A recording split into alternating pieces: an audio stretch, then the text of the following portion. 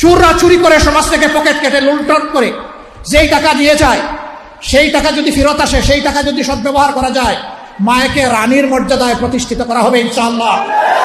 কার গায়ে জ্বললো আর কার গায়ে জ্বললো না এটা দেখার সময় আমাদের নেই।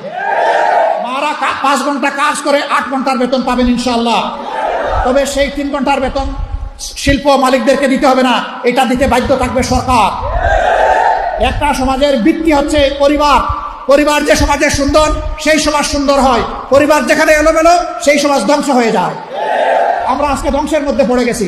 এই সমাজকে ধ্বংসের হাত থেকে উদ্ধার করতে হবে ইনশাআল্লাহ। আমরা একটা কল্যাণ রাষ্ট্র করতে চাই। সরকার সবার কাছ থেকে ট্যাক্স নেয়। সরকারের দায়িত্ব হলো সমাজের চাকা চালু রাখা। সরকারের দায়িত্ব হচ্ছে ওই সমস্ত মাদের বাকি 3 ঘন্টার বেতন পরিশোধ করা। কল্যাণ রাষ্ট্র যেদিন কায়েম হবে, ইনশাআল্লাহ পর্যায়ক্রমে এই দেশ সেই জায়গায় গিয়ে উপনীত হবে। প্রথম দিনই হবে না, নিশ্চয়ই একথা জনগণ বুঝে। জনগণের ধৈর্য এবং সহযোগিতা আমাদের লাগবে।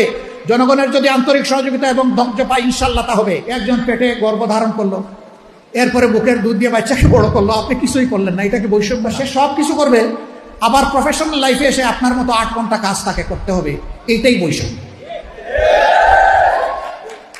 এখন বলবেন যে শিল্প মালিক বাঁচবে কেমনে, সরকারের কাজ হবে কেমনে? অবশ্যই হবে। যে জাতি তার মাকে সম্মান করে, আল্লাহ সেই জাতিকে সম্মানিত করেন।